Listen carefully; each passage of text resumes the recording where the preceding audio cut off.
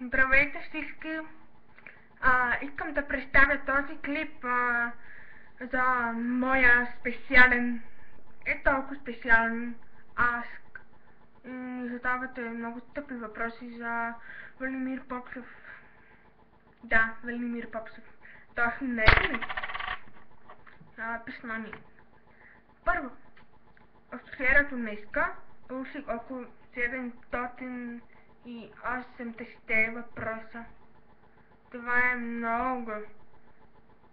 Повече. Ама вие добре ли сте? Не знам. Вие не сте добре. Искам да кажа, че на мен ми писна. Искам просто да спрете да ми говорите глупости само за него. Вие няма ли да пораснете? Няма ли да пораснете?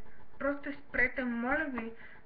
Боли ме главата. И вие очаквате аз ще трия около почти 800 въпроса. Представяте си? Това е много. Велимир Попсов. Нека да прочета един въпрос.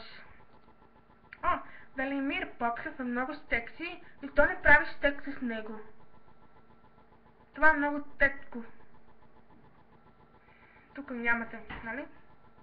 Нямате. Спрете, моля ви, писна ми беше. Знаете ли защо ми писна?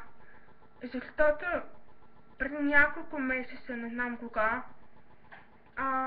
обещах на себе си, не съм обещала, писах на Велимир Попсов в лично съобщение на Фейсбук. Казала съм, че не ми писна такива въпроси и около за 2 месеца получих над 1000 въпроса и аз колкото можех изтривам и пак се появяват. Появяват се като, не знам, нещо. Сега съм супер много изморена и утре съм на училище. Вие представяте ли си как мога да изтрия 800 въпроса от вчера до днеска? Какво толкова? Имам нещо общо с Велимир Попсов. Аз нямам нищо общо с него. Дори не го познавам. Ако бях го познавала, какво толкова съм написала за едно мнение за него? Това е нищо. Просто приятелско мнение. Човешко мнение. Хорско мнение. Аз съм просто човек. Нямам достатъчно време да гледам вашите глупости, но на мен ми писна вече да се побърквате в аска, ето така, като море отгоре, като нещо, не знам, не мога да се сетя в момента.